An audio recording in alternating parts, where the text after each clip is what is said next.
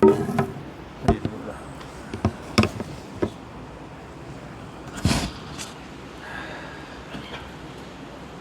الحمد لله نحمده ونستعينه ونستغفره ونعوذ بالله من شرور أنفسنا ومن سيئات أعمالنا من يهده الله فلا مضل له ومن يضلل فلا هادي له وأشهد أن لا إله إلا الله وحده لا شريك له وأشهد أن محمدا عبده ورسوله اللهم صل على محمد وعلى آل محمد كما صليت على إبراهيم وعلى آل إبراهيم إنك حميد مجيد اللهم بارك على محمد وعلى آل محمد كما باركت على إبراهيم وعلى آل إبراهيم إنك حميد مجيد اللهم انفعنا بما علمتنا وعلمنا ما ينفعنا وزدنا علما الحمد لله على كل حال ونعوذ بالله من حال أهل النار أما بعد فإن خير الحديث كتاب الله وخير الهدي هدي محمد صلى الله عليه وسلم وشر الأمور محدثاتها وكل محدثة بدعة وكل بدعة ضلالة وكل ضلالة في النار فبعد أعوذ بالله من الشيطان الرجيم بسم الله الرحمن الرحيم فإما يأتينكم مني هدى فمن اتبع هداي فلا يضل ولا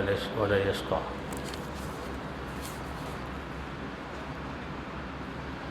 اس سے کسی کو انکار نہیں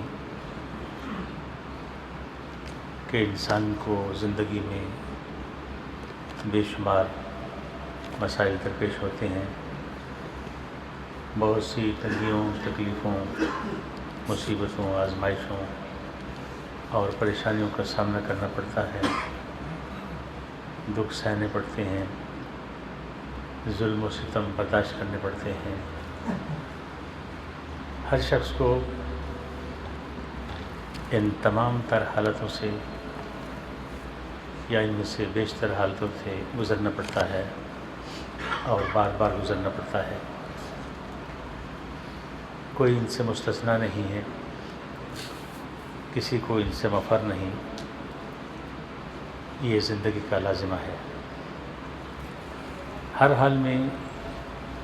انسان کو ان مسائل سے گزرنا پڑتا ہے۔ انسان کی تخلیق ہی کچھ اس طرز پر ہوئی ہے کہ اسے ہر صورت ان احوال سے گزرنا پڑتا ہے۔ نظام دنیا ہی کچھ ایسا بنایا گیا ہے کہ انسان کی زندگی اس دنیا میں تغیر پذیر اور متقلب الاحوال ہے، حسی طور پر بھی اور معنوی طور پر بھی۔ جیسا کہ دل ہے، جسے عربی میں قلب کہتے ہیں، جس کا معنی الٹ پلٹ ہونا ہے۔ اب دل حسی طور پر الٹ پلٹ اور متقلب ہوتا ہے اور وہ انسانی جسم کی ایک ضرورت ہے، اس کے دیگر فوائد بھی ہیں، مگر معنوی طور پر بھی دل الٹ پلٹ ہوتا ہے، چنانچہ اس کے بھی نتائج و ثمرات ہوتے ہیں۔ جیسا کہ دل کے معنوی تغیر و تقلب سے آدمی کے خیالات اور رجحانات بدلتے ہیں، سوچ بدلتی ہے، خواہشات بدلتی ہیں، افکار بدلتے ہیں، اور دل کے اس معنوی تغیر کے منفی اثرات سے انسان کو بچانے کے لیے شدید تاکیدی الفاظ میں خبردار کیا گیا ہے۔ جیسا کہ حدیث میں ہے، آپ صلی اللہ علیہ وسلم فرمایا، لقلب ابن آدم اسرع تقلبا من القدر اذا استجمع تغلیا، بے شک ابن آدم کا دل الٹ پلٹ ہونے میں ہنڈیا سے بھی زیادہ تیز ہے جب وہ شدت جوش سے ابل رہی ہوتی ہے۔ اسی طرح حدیث میں حضرت انس رضی اللہ تعالیٰ عنہ بیان کرتے ہیں کہ کان رسول اللہ صلی اللہ علیہ وسلم یکثر یقول یا مقلب القلوب ثبت قلبی علی دینک، کہ آپ صلی اللہ علیہ وسلم کثرت سے یہ دعا فرمایا کرتے تھے کہ اے دلوں کو پھیر دینے والے، میرے دل کو اپنے دین پر ثابت رکھ۔ فقلت یا رسول اللہ آمنا بک وبما جئت به فهل تخاف علينا۔ حضرت انس رضی اللہ تعالیٰ فرماتے ہیں میں نے عرض کیا اللہ کے رسول صلی اللہ علیہ وسلم ہم آپ پر ایمان لائے اور آپ کی شریعت پر ایمان لائے، کیا آپ کو ہمارے بارے میں کوئی اندیشہ رہتا ہے؟ قال نعم، فرمایا ہاں۔ پھر فرمایا ان القلوب بین اصبعین من اصابع اللہ یقلبها کیف یشاء، فرمایا کہ بنی آدم کے دل اللہ کی انگلیوں میں سے دو انگلیوں کے درمیان ہوتے ہیں، اللہ جب چاہتا ہے جیسے چاہتا ہے انہیں پھیر دیتا ہے۔ یہاں شاید کسی کے ذہن میں یہ اشکال پیدا ہو کہ اللہ جب چاہتا ہے جیسے چاہتا ہے دلوں کو پھیر دیتا ہے، کیا اس کا مطلب یہ ہے کہ اللہ تعالیٰ کسی نیک اور فرمانبردار انسان کے دل کو پھیر کر اسے برا آدمی بنا دیتا ہے یا کسی کافر کو زبردستی مسلمان بنا دیتا ہے؟ تو ایسا ہرگز نہیں ہے، بلکہ اللہ تعالیٰ اس شخص کو جس طرف وہ جانا چاہتا ہے اس طرف اس کا دل پھیر دیتا ہے، جیسا کہ اللہ فرماتے ہیں نولیہ ما تولیٰ، انسان جس طرف جانا چاہتا ہے ہم اسی طرف اس کا رخ پھیر دیتے ہیں۔ اور ایسے ہی فرمایا فلما زاغوا ازاغ اللہ قلوبہم، جب انہوں نے ٹیڑھ اختیار کری تو اللہ تعالیٰ نے ان کے دل ٹیڑھے کر دیے۔ اور جیسا کہ فرمایا لا اکراہ فی الدین، دین میں کوئی زبردستی نہیں ہے، یعنی زبردستی اللہ تعالیٰ کسی کافر کو مسلمان نہیں بناتے۔ اسی طرح اور بھی آیات و احادیث ہیں۔ تو بات یہ ہو رہی تھی کہ انسان کی زندگی اس دنیا میں تغیر پذیر ہے، اور جہاں مسلسل تغیر ہو وہاں سکون نہیں ہوتا۔ تو گویا کہ دنیا میں سکون محال ہے، جیسا کہ شاعر بھی کہتا ہے سکون محال ہے قدرت کے کارخانے میں، ثبات ایک تغیر کو ہے زمانے میں۔ یعنی دنیا کی ہر چیز تغیر پذیر ہے، اگر کوئی چیز تغیر پذیر نہیں ہے تو وہ خود تغیر ہی ہے، کہ جس سے کوئی تغیر نہیں ہے، یعنی تغیر اپنی جگہ پر ثابت اور قائم ہے، باقی ہر چیز کو تغیر ہے۔ انسان کے وجود کی بات کریں تو اس کے احوال درجہ بدرجہ ہمیشہ بدلتے رہتے ہیں، حتیٰ کہ وہ اپنے رب سے جانتا ہے، جیسے کہ اللہ فرماتے ہیں لَتَرْكَبُنَّ طَبَقًا عَنْ طَبَقٍ، یقیناً تم کو ضرور درجہ بدرجہ ایک حالت سے دوسری حالت کی طرف گزر کے چلے جانا ہے۔ اور ہم دیکھتے ہیں کہ انسان کی تخلیق کے اطوار و مراحل سے لے کر انسان اپنی تخلیق کے اطوار و مراحل سے لے کر جنت یا جہنم کے آخری مرحلے اور اختتام تک مسلسل مختلف مراحل سے گزرتا ہوا وہاں پہنچتا ہے، جیسا کہ قرآن پاک میں اس کے مراحل کا ذکر ہے۔ اور آپ جانتے ہیں کہ سب سے پہلے انسان نطفہ ہوتا ہے، پھر اسے لوتھڑے کی شکل دے دی جاتی ہے، پھر جنین کی صورت میں وہ رحم مادر میں کچھ عرصہ رہتا ہے، پھر تولد ہو کر وہ مولود کہلاتا ہے، پھر رضیع یعنی طفل شیرخوار بن جاتا ہے، اس کی حالت میں رہتا ہے، پھر وطیم یعنی دودھ چھڑا دیا گیا ہوتا ہے، پھر طفل یعنی بچہ ہوتا ہے، پھر نوجوان ہوتا ہے، پھر بوڑھا ہوتا ہے، پھر حرم یعنی انتہائی بڑھاپے کی عمر کو پہنچتا ہے، پھر وہ فوت ہوتا ہے، پھر دوبارہ زندہ کر کے اٹھایا جاتا ہے، پھر اللہ کے حضور پیشی ہوتی ہے، پھر حساب کتاب ہوتا ہے، اور پھر آخر میں جنت یا جہنم کا ہمیشہ ہمیش کے لیے اسے مقیم بنا دیا جاتا ہے۔ تو یوں انسان اپنی پیدائش کے آغاز سے لے کر اپنی آخری ٹھکانے کو پہنچنے تک ان 16 مراحل سے گزرتا ہے، جیسے کہ علماء کرام نے قرآن و حدیث سے ان مراحل کو اخذ کیا ہے اور ان کا ذکر کیا ہے۔ اور پھر یہیں بس نہیں، بلکہ اس کے تخلیقی مراحل کی تبدیلی کے ساتھ ساتھ دنیا میں زندگی گزارتے ہوئے جو اس پر ذہنی اور جسمانی احوال اور کیفیتیں وارد ہوتی ہیں، ان کا بھی ایک تسلسل ہے، اور وہ بھی ہمہ وقت متغیر ہوتی ہیں۔ کبھی صحت و تندرستی ہوتی ہے، کبھی بیماری ہوتی ہے، کبھی عافیت و سلامتی ہوتی ہے، کبھی رنج و غم ہوتے ہیں، کبھی کرب و بلا ہوتا ہے، کبھی فقر و افلاس ہوتا ہے، اور کبھی تونگری اور غنا ہوتا ہے، کبھی سعادت و خوشبختی ہوتی ہے، اور کبھی شقاوت و بدبختی ہوتی ہے، اور یہ سب زندگی کے آخری مراحل تک یہ سب انسان کی حالتیں بدلتی رہتی ہیں۔ اور یہ تغیر احوال صرف انسان کی ذات تک ہی محدود نہیں ہے، بلکہ پوری کائنات میں اس کا ظہور ہوتا ہے، جیسا کہ یہی آیت کہ لَتَرْكَبُنَّ طَبَقًا عَنْ طَبَقٍ، اس کے ذریعے انسان کے تخلیقی مراحل کی تبدیلی کا ذکر کرنے سے پہلے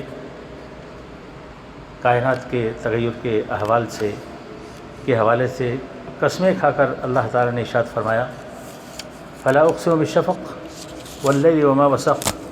وَالْقَمَرِ إِذَا اتَّسَقَ، میں قسم کھاتا ہوں شفق کی اور رات کی اور جو کچھ وہ سمیٹ لیتی ہے، اور چاند کی جب وہ ماہ کامل ہو جاتا ہے۔ ان آیات میں کائنات میں تبدیلی اور تغیر کے چند مظاہر کا ذکر کرنے کے بعد پھر فرمایا لَتَرْكَبُنَّ طَبَقًا عَنْ طَبَقٍ، یقیناً تم درجہ بدرجہ ایک حالت سے دوسری حالت کو پہنچو گے۔ اسی طرح ایک دوسرے مقام پر 3 قسمیں کھانے کے بعد فرمایا لَقَدْ خَلَقْنَا الْإِنسَانَ فِي كَبَدٍ، یقیناً ہم نے انسان کو ہمیشہ مشقت میں رہنے والا پیدا کیا ہے۔ اب اندازہ کریں، جب حال یہ ہو کہ اللہ تعالیٰ نے قسمیں کھا کر یہ حقیقت بیان کی ہو کہ انسان کی تخلیق کچھ اس صورت میں ہوئی ہے کہ وہ زندگی بھر مشقت میں رہے گا، جیسا کہ ایک دوسرے مقام پر بھی فرمایا یا ایھا الانسان انک کادح الی ربک کدحا فملاقیہ، اے انسان تو کشاں کشاں اپنے رب کی طرف چلا جا رہا ہے اور اس سے ملنے والا ہے۔ تو پھر اسے زندگی میں سکون بھلا کیسے حاصل ہو سکتا ہے؟ لیکن ایک دوسری طرف حقیقت یہ بھی ہے کہ اللہ تعالیٰ نے اہل ایمان کے لیے حیات طیبہ کا بھی وعدہ فرمایا ہے، جیسا کہ اللہ فرماتے ہیں من عمل صالحا من ذکر او انثی وهو مؤمن فلنحیینہ حیاۃ طیبہ ولنجزینہم اجرہم بأحسن ما كانوا یعملون، جو شخص بھی نیک عمل کرے گا، خواہ وہ مرد ہو یا عورت، بشرطے کہ ہو وہ مومن، اسے ہم دنیا میں پاکیزہ زندگی بسر کرائیں گے، اور آخرت میں ایسے لوگوں کو ان کے اجر ان کے بہترین اعمال کے مطابق بخشیں گے۔ تو اب جاننے کی ضرورت یہ ہے کہ کیا حیات طیبہ کا مطلب سکون ہے؟ اگر ہے تو کیسے؟ کیونکہ تکلیف اور مصیبت میں سکون بظاہر ایک نہ سمجھ آنے والی بات ہے۔ یہ بات صحیح ہے کہ جب انسان کسی تکلیف، مصیبت، پریشانی، غم اور حزن میں مبتلا ہوتا ہے تو فطری طور پر وہ بے قراری، قلق و اضطراب، غصہ، ڈپریشن اور مایوسی کا شکار ہو جاتا ہے، اور جب انسان اس طرح کی کسی کیفیت سے دوچار ہو جاتا ہے تو یقیناً سکون مفقود ہو جاتا ہے۔ یہ عمومی اور فطری طور پر انسان کے ساتھ معاملہ ہوتا ہے، لیکن ایک سچے مسلمان کا معاملہ اس کے برعکس ہے، اس سے مختلف ہوتا ہے، کیونکہ اس کے پاس ایک ایسی قوت موجود ہوتی ہے جو اس نظریے اور تصور کو غلط ثابت کرتی اور فطری کمزوریوں پر قابو پانے میں مدد دیتی ہے، اور اس قوت کا نام ایمان ہے۔ اور آدمی کے ایمان اور عقیدے میں بہت سی باتوں میں سے ایک یہ بات بھی شامل ہے کہ وما اصاب من مصیبت الا باذن اللہ، کہ کوئی مصیبت کبھی نہیں آتی مگر اللہ کے اذن ہی سے آتی ہے۔ اس حقیقت پر ایمان انسان کو وہ قوت عطا کرتا ہے کہ وہ دنیا میں بڑی سے بڑی مصیبت کو خندہ پیشانی سے جھیلنے اور سہ لینے کی اپنے اندر ہمت پا لیتا ہے۔ یہ عقیدہ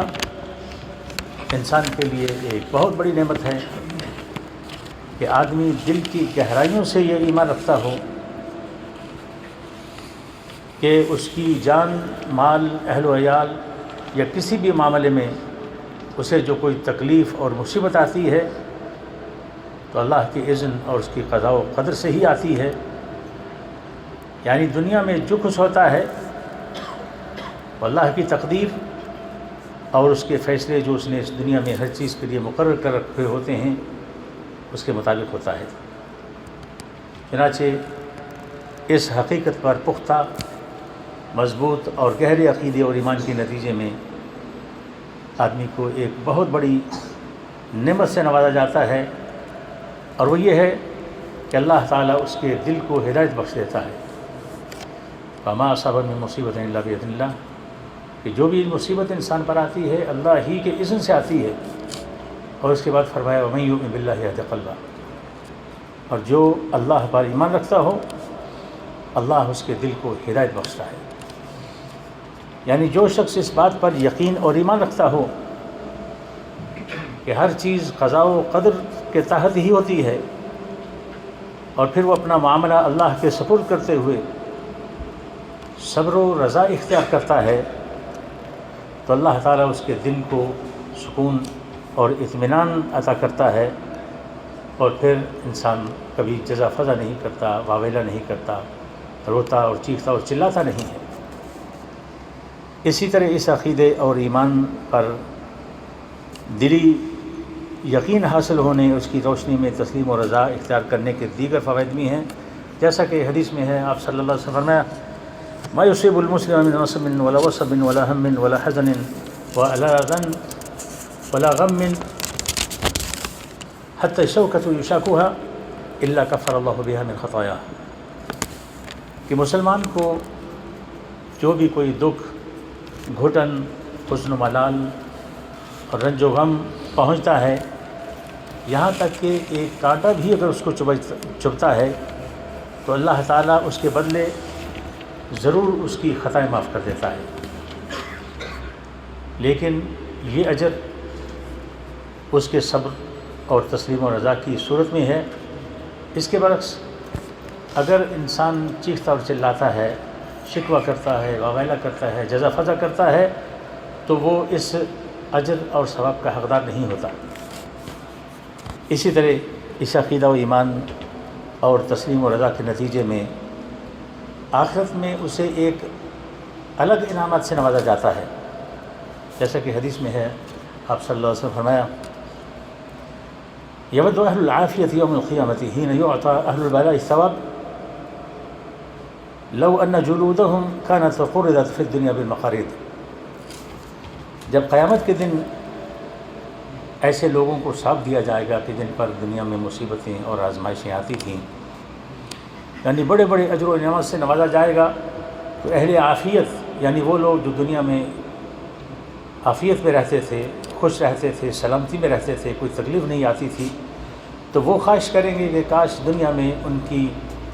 کی کھالیں کینچیوں سے کاٹ لی جاتی، یعنی انہیں اتنی زیادہ تکلیف آتی ہے کہ کینچیوں سے ان کی جسم کاٹے جاتے تاکہ آج وہ اس اجر اور ثواب کے مستحق ٹھہرتے۔ اور پھر اس ایمان اور تسلیم و رضا کے نتیجے میں یعنی اپنے معاملے کو اللہ کے سپرد کر دیں اور اس پر دل سے راضی ہونے کے نتیجے میں انسان کو جس سب سے بڑے انعام سے نوازا جاتا ہے وہ اللہ کی رضا ہے، جیسا کہ حدیث میں ہے آپ صلی اللہ علیہ وسلم فرمائے ان اعظم الجزاء مع اعظم البلاء، یقیناً بڑا ثواب بڑی آزمائش اور تکلیف کے ساتھ ہی ہوتا ہے۔ وَإِنَّ اللَّهَ إِذَا حَبَّ عَبْدًا إِذَا حَبَّ قَوْمًا ابْتَلَاهُمْ، اللہ تعالیٰ اگر کسی قوم کو کچھ لوگوں کو آزماتا محبت کرتا ہے ان سے تو انہیں آزمائش میں ڈالتا ہے، ان پر تکلیفیں اور مصیبتیں آتی ہیں. پھر نتیجتاً فمن رضی فلہ الرضا ومن سخط فلہ السخط. تو پھر ان آزمائش کے نتیجے میں جو انسان اللہ پر راضی رہتا ہے اسے اللہ کی رضا حاصل ہوتی ہے، اللہ اس پر راضی ہو جاتا ہے. اور جو اللہ کی اس تقدیر پر، اس کی قضا پر ناراض ہوتا ہے تو اللہ تعالیٰ کی طرف سے بھی اس پر ناراضی ہوتی ہے. اور آپ جانتے ہیں کہ اللہ تعالیٰ کی رضا اس کے تمام انعامات اور احسانات اور اس کی تمام نعمتوں سے بڑی نعمت ہے، حتیٰ کہ جنت سے بھی بڑی نعمت ہے. جیسا کہ حدیث میں ہے، آپ صلی اللہ علیہ وسلم فرمائے ان اللہ یقول لاہل الجنت یا اہل الجنہ، اللہ تعالیٰ جنتیوں سے مخاطب ہو کر فرمائیں گے او جنت والو، فیقولون لبیک ربنا سعدیک والخیر فی یدیک. تو وہ عرض کریں گے ہم حاضر ہیں اے ہمارے رب، تیری اطاعت کے لیے حاضر ہیں، ہر قسم کی خیر تیرے دونوں ہاتھوں میں ہے. فیقول هل رضیتم، تو اللہ تعالیٰ ان سے فرمائیں گے کیا تم راضی ہو، خوش ہو؟ فیقولون وما لنا لا نرضى یا رب وقد اعطیتنا ما لم تؤت احدا من خلقک. تو وہ کہیں گے کہ اے ہمارے رب ہم کیسے راضی نہ ہوں کہ تو نے ہمیں وہ کچھ دیا ہے کہ اپنی مخلوقات میں سے کسی اور کو نہیں دیا. فیقول الا اعطیکم افضل من ذلک، تو اللہ فرمائیں گے کیا میں اس سے بھی بہتر چیز تمہیں نہ عطا کروں؟ فیقولون یا ربی وای شیء افضل من ذلک، تو عرض کریں گے یا اللہ اس سے افضل چیز کیا ہو سکتی ہے؟ جنت میں پہنچا دیا ہے، اور جنت کی نعمتیں تو ایسی ہیں کہ جو جن کا ہم انسان کے خیال میں بھی نہیں آ سکتی تھی. فیقول، تو اللہ فرمائیں گے احل علیکم رضوانی، اب میں تم پر اپنی رضا مندی تم پر نازل کر دیتا ہوں ہمیشہ کے لیے. فلا اسخط علیکم بعدہ ابدا، اس کے بعد میں تم پر کبھی ناراض نہیں ہوں گا. تو اللہ تعالیٰ کی رضا، اس کی خوشنودی، یہ اس کی تمام نعمتوں میں سے سب سے بڑی نعمت ہے. جیسے کہ قرآن پاک میں بھی ہے ورضوان اللہ اکبر ورضوان من اللہ اکبر، کہ اللہ کی رضامندی سب سے بڑی چیز ہے. اس کے انسان کا سب سے بڑا ہدف ہے، اس کے مقصدوں کا سب سے بڑا مقصد ہے، غایت الغایات ہے، انسان کا مقصود اعظم ہے اور سب سے بڑی نعمت ہے. بندے کا اپنے رب سے راضی ہونے کا مطلب ہے کہ اس کی قضاء و قدر پر راضی ہو، کہ جو تکلیف آئی ہے وہ اللہ کی طرف سے آئی ہے. اور اللہ کا بندے پر راضی ہونے کا معنی یہ ہے کہ اللہ تعالیٰ اسے جنت عطا کرے. بندے کے لیے اپنے رب سے راضی ہونے کی علامت ہیں. یہ نہیں کہ انسان نے زبان سے کہہ دیا کہ میں اللہ کی رضا پر راضی ہوں، اس کی تقدیر پر راضی ہوں، بلکہ اس کی علامت ہے. علامت یہ ہے کہ پھر انسان جزا فضا نہیں کرتا، شکایت نہیں کرتا، روتا اور چلاتا نہیں ہے، واویلا نہیں کرتا. دنیا میں اللہ کا بندے پر راضی ہونا یہ ہے کہ اللہ تعالیٰ اس بندے کو، اس کے دل کو سکون اور اطمینان عطا کر دیتا ہے. تاہم اللہ تعالیٰ کی رضا اور خوشنودی پر گفتگو یہ ایک نہایت ہی اہم موضوع ہے، بہت بڑا موضوع ہے. یہ گفتگو ایمان کے اعلیٰ ترین، خوبصورت اور گہرے درجات میں سے ایک ہے، جو دل اور روح کو متاثر کرتی ہے. یہ ایک مستقل موضوع ہے جس پر انشاءاللہ پھر کسی وقت گفتگو ہوگی. اللہ تعالیٰ سے دعا ہے کہ اللہ تعالیٰ ہمیں سمجھنے اور عمل کرنے کی توفیق عطا فرمائے. وآخر دعوانا الحمدللہ رب العالمین.